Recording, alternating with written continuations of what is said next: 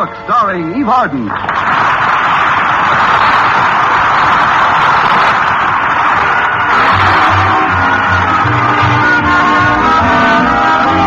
Our Miss Brooks, who teaches English at Madison High School, has been going with Philip Boynton for quite some time now. 6 years to be exact.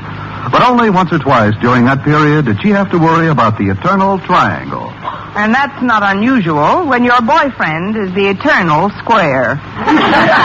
Still, I must admit, I did see green about 2 weeks ago when Mr. Boynton began dating a young society beauty named Lucy Fairchild. I got angry, we had an argument, and I finally asked Mr. Boynton to choose between us. Did he want a beautiful young society girl with $1 million, or a steadily employed English teacher with a guaranteed pension in 20 years? Oddly enough, he chose me. And to make my happiness complete, our beloved principal, Mr. Conklin, invited the two of us to spend this past weekend with him and Mrs. Conklin at their cabin on Crystal Lake. Friday morning, my landlady was in my room with me, helping me pack, when she suddenly began to get sentimental. Connie, do you realize this is the first time we've been separated in almost a year? Oh, I am going to miss you, dear. Promise me you'll write every day. But, Mrs. Davis, I'm only going to be gone 2 days. Why, I'd be home before the first letter reached you. Oh, how nice. Then we could both sit down and read it together. Better still, why don't I write the letter now and let you read it to me while I'm packing? I know just what I'd say in it. I'd tell you what a wonderful time I'm having with Mr. Boynton. I hope it comes true, dear. It's just too bad Osgood will be around to pester you two. You're not kidding. Ever since Mr. Conklin saved Mr. Stone by pulling him out of that open elevator shaft, he's been playing the hero role to the hilt. But to spend a weekend with Mr. Boynton, I can even bear Mr. Conklin. Connie, I know it's a touchy subject, but, well, has Mr. Boynton really given up that society girl? Oh, absolutely. Mr. Boynton is through with the Crepe Suzette's crowd. I think he realizes now that we donut dunkers were made for each other. Still, I wonder... Wonder what, Mrs. Davis? Well, it's probably just my imagination, but this whole thing reminds me of a book I read. Oh? You and Mr. Boynton going up to a lonely cabin in the woods. It's before the regular season opens, nobody around. He's torn between you and that society girl. He takes you out in a shaky rowboat. Connie, it's an American tragedy all over again. An American tragedy? Oh, Mrs. Davis, you certainly have an imagination. What an utterly fantastic thought. Oh, of course it is, dear. Of course it is. It's an utterly fantastic idea. Look, Mrs. Davis, for your information, Mr. Boynton has never even read an American tragedy. Now, let's just forget the whole thing. Oh, that's Walter to drive me to school. Come in, Walter. The door's open. Mrs. Davis, please, not a word to Walter about what we've been discussing, or I'll never hear the end of it. Connie, I give you my word, my lips are sealed. And you know when I give anyone my word, I could be drowning and pardon me, dear. Oh, good morning, Walter. And a good morning to the two fairest ladies of my acquaintance. Hey, it looks like you're practically all set for the big weekend, Miss Brooks. Yes, Walter. A mad, glorious weekend away from classrooms, books, and American-born students who refuse to learn the English language. Yeah, but you'll still have old Marblehead. You'll have Mr. Conklin with you. Harriet says that living with him these days is like living with a combination of John Wayne and Fearless Fosdick. Did you see the poem he wrote called Keep Your Head? It covers the entire school bulletin board. 32 stanzas. Did you read it, Miss Brooks? It's all about courage. I read it, Walter, and for the first time I was glad I was a coward. But Mr. Conklin, or no, Mr. Conklin, I'm looking forward to a wonderful weekend. Yeah, I don't blame you. You and Mr. Boynton away together in a lonely cabin in the woods before the regular season opens. Nobody near, no society girl around. Just the two of you out in the lake alone in Mr. Conklin's shaky rowboat.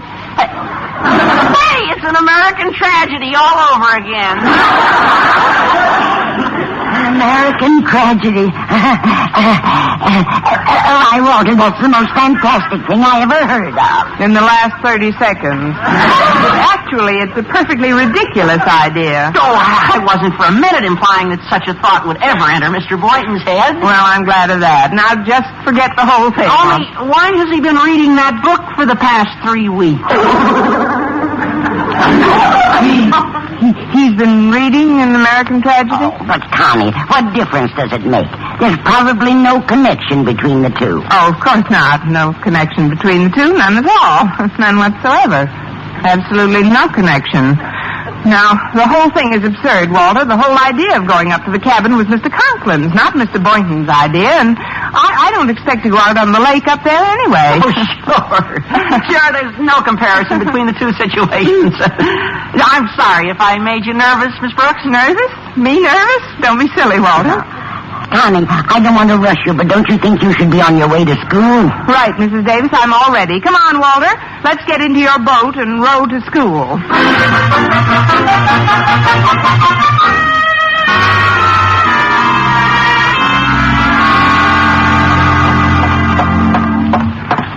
Oh, good morning, Harriet. Oh, hi, Miss Brooks. Why so depressed this morning, dear? I just left Daddy's office. If you were just entering, you'd have an even better reason. Oh, honestly, since Daddy rescued Mr. Stone a few weeks ago, there's simply no living with him. Mother says she's heard so many stanzas of his poem, Keep Your Head, she's losing hers.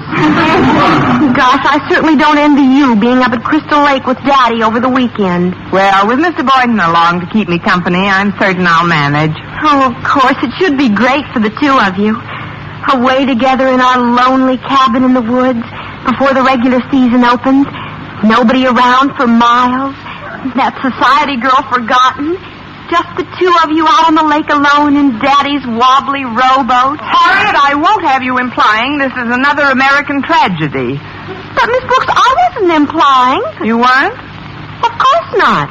There's certainly no reason to be suspicious of a man just because he suggested to Daddy that he open his cabin and invite you along. Mr. Boynton asked your father to open his cabin and invite me along? It was Mr. Boynton's idea? Well, yes, but that's certainly nothing to be upset about. Upset? Who's upset? Why should I be upset? Besides, Mr. Boynton has never said anything about going out in any boat. He's never mentioned that. Never once. So why should I be upset? Good morning, Miss Brooks.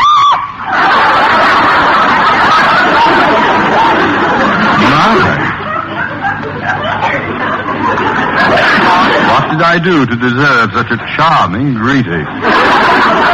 Now step into my office, please. I want to have a word with you. Yes, sir. I'll see you later, Harriet. Bye, Miss Brooks. You needn't sit down since this won't take a minute, Miss Brooks. I presume you've seen my poem on the bulletin board. I posted it yesterday just before lunch. You couldn't miss it going to the cafeteria. Did you read it? Yes, sir, and it saved me lunch money. I read it, sir. The first two stanzas I consider the most important. Keep Your Head by Osgood Conklin.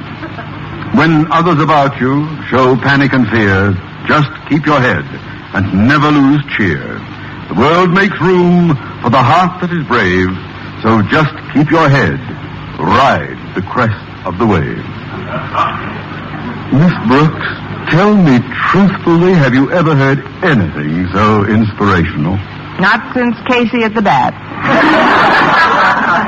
Now, on my desk this morning was this piece of paper, and on it is a dastardly satire some ignorant buffoon made of those precious verses. Go on and read it, Miss Brooks. When others about you show panic and fear, just keep your head like a good glass of beer.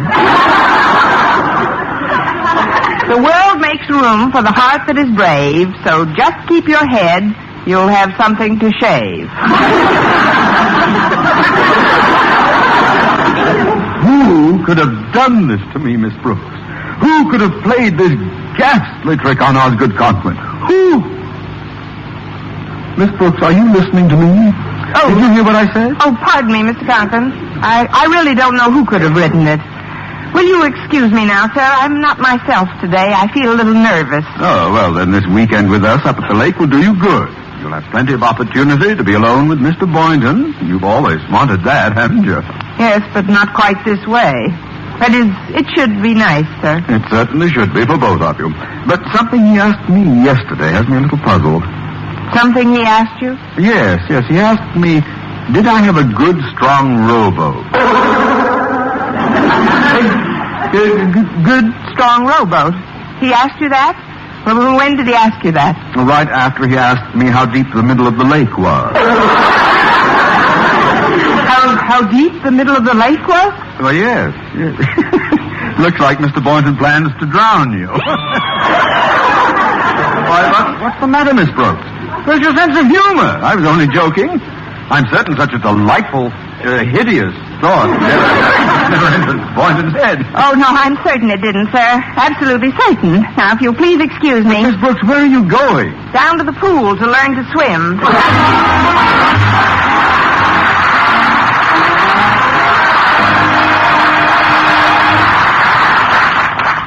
Oh, Miss Brooks. What is it? Oh, nothing at all. Nothing at all, Mr. Boynton. Well, nice bumping into you. On dry land, that is. See you next week sometime. Bye. Next week? Miss Brooks, what are you talking about? You haven't forgotten our trip this weekend, have you? Oh, no. I remember the weekend under Crystal Lake. On Crystal Lake. But frankly, I've been thinking of staying home this weekend. But, Miss Brooks, you promised to go. I thought we'd patched up our little difference, and I really have been looking forward to it. You really have been looking forward to it? Yes, and I've made some plans. Little on the romantic side, if you know what I mean. It doesn't matter. With me, both sides are romantic. Oh, gosh, how could I have been so silly? What are your plans, Mr. Boynton? Well, tonight after dinner, just as the full moon comes out in a perfect blue sky, we'll go out in Mr. Conklin's rowboat. I'll need just one big, powerful oar. And I'll show you how to sit so you don't rock the boat. And even if you do fall into the lake, I can swim.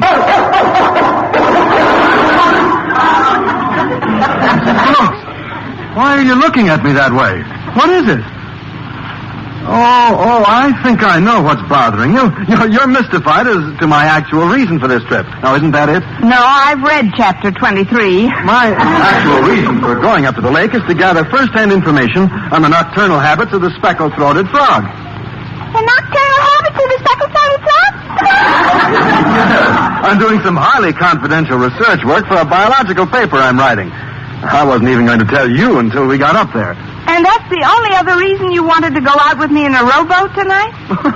What did you think I wanted to go out with you for? To repeat an American tragedy? It was a perfectly crazy idea. How could a thought like that even enter my mind? Of course. Well, I've got a class now, Miss Brooks. I'll pick you up at your house at 4 o'clock sharp. I'll just honk my horn and you come out. I should be all packed by then, but if I'm not right out, tread water for, wait for a few minutes, will you?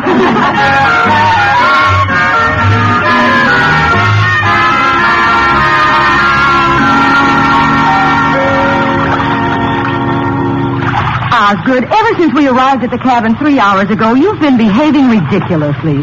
Now come out of that rowboat this instant. Quiet, passion flower. Believe me, Boynton has gone completely berserk.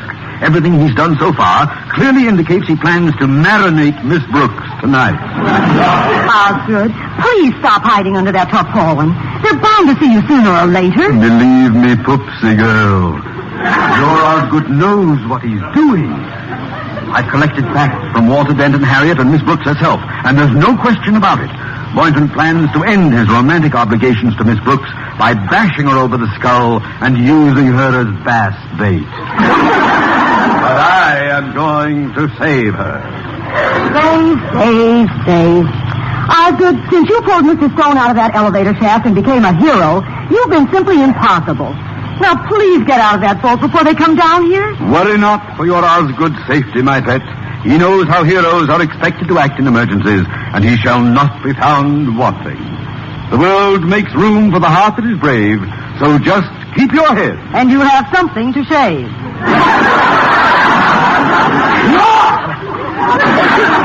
Then it was you wrote that satire. For 20 years, I've clasped a Delilah to my bosom. Honey, now, please get out of that boat. Oh, very well, be a hero. And when Mr. Boynton finds you hiding under that tarpaulin, I hope he hangs something besides a medal under your eye.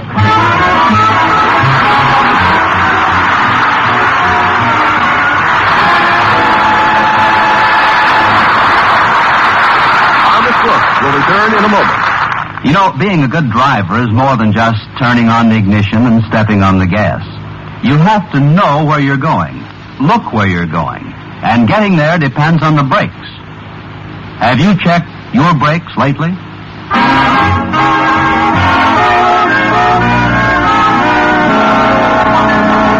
Well, there was no doubt in Mr. Conklin's mind. Mr. Boynton was going to end his romantic idyll with Miss Brooks by using her to fatten up the fishes. So, to prevent another American tragedy, when the two took his rowboat out on Crystal Lake, he hid himself under the tarpaulin. Oh, gosh, isn't it nice and peaceful out here on the lake, Mr. Boynton? Oh, it sure is, Miss Brooks. I wonder if you'd mind. That is, well, can I hold your hand? I doubt it. We're about 8 feet apart. You could sit closer. Why don't you sit on that tarpaulin? Oh, no, thanks. I tried it before, and I felt like I was sitting on a mass of whale blubber.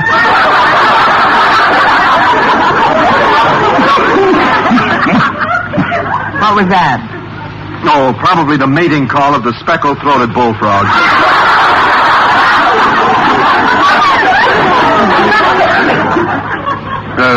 Would you like me to tell you about the love life of the frog, Miss Brooks? Right now, I'm trying to develop one of my own. I mean, some other time, Mr. Boynton. Well, maybe I could move a little closer to you. No, stay where you are. I'll come to you. Very well. Only be careful. This boat's awfully shaky. Here, I'll hold the oar up high and give you... Hold it, Boynton! There'll be no American tragedy in this boat. Mr. Conklin, then it was you under the tarpaulin. See? I told you it felt like a mass of whale blubber. Mr. Conklin, what are you doing in this boat? What am I doing? Miss Brooks, wherever a human life is in peril, there you will find Osgood Conklin. Confess, Boynton, what are you doing out here on the lake with Miss Brooks and that oar? We're rowing around studying the nocturnal habits of the speckled bullfrog. Good boy, I knew if I put it to you that way, you'd confess. You were going to bash her head in, drown her, then swim to shore and plead that you're rowing around studying the habits of the speckled bullfrog.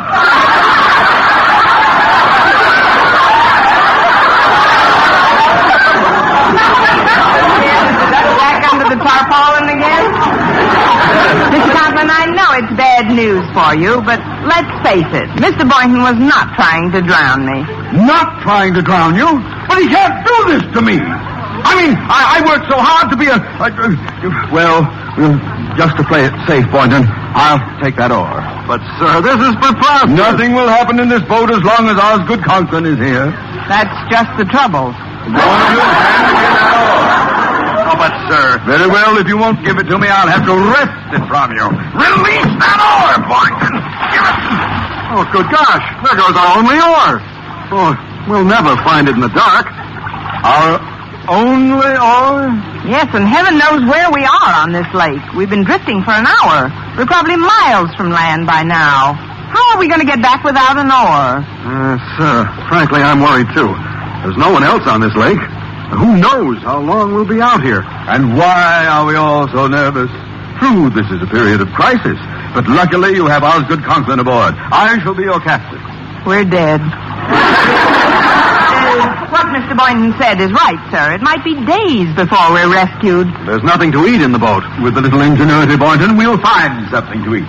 Don't look at me, sir. I'm indigestible. But first, I'll run this ship the way it should be run. Mr. Boynton, you will sit fore and keep a sharp lookout for smoke on the horizon. Miss Brooks, you may sit aft and troll for small fish with a bobby pin tied on a shoelace. I will sit here and steer the boat manually using that good old North Star as my guide. But, sir, that's the moon you're pointing at. And I thought it seemed a rather odd shape for a star. Let's try to get organized, shall we? Clear thinking is the ticket. Lacking an oar, we shall need to improvise a sail immediately. I'll need some large white garments. Miss Brooks? You won't get a stitch from me. Well, then, Boynton, I suggest we use your shirt as a sail.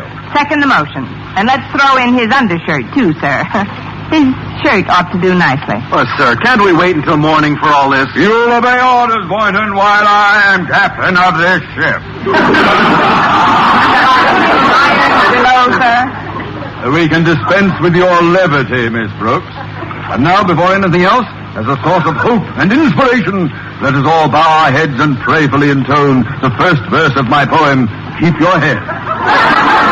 By Osgood Conklin. Why not let me try to swim to shore for help, sir? But, Miss Brooks, you can't swim. Well, there's no time like the present to learn.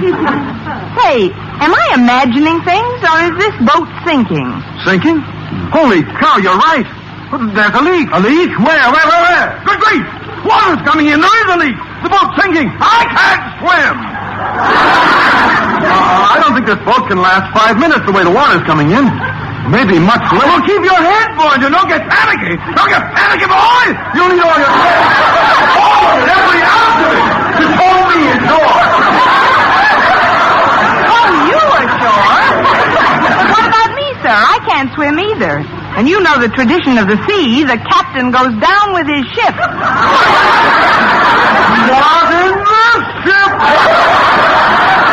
Grab my hair, boy, and don't just sit there. Keep a clear head, boy, clear. Here, grab my arm. Which arm do you want? Take your choice. Either. Oh, help me, boy. Help me.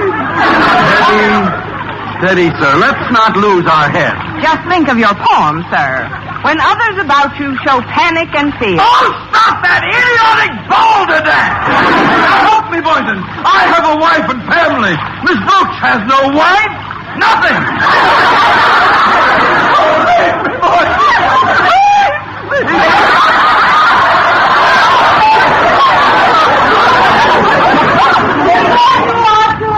Who's that?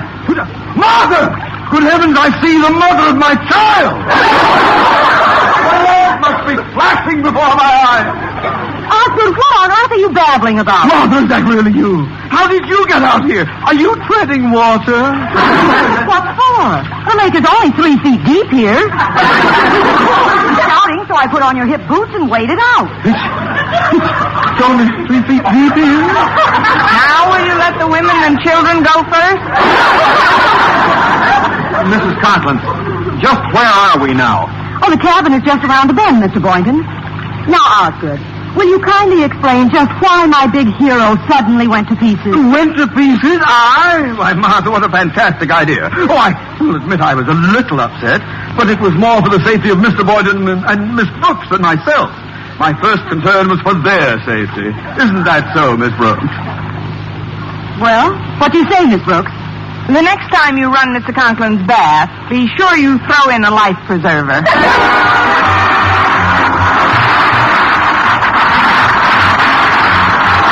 Honest Brooks, starring Eve Arden. Written by Arthur Olsberg and Lou Derman with the music of Lud Gluskin. Mr. Conklin was played by Gale Gordon.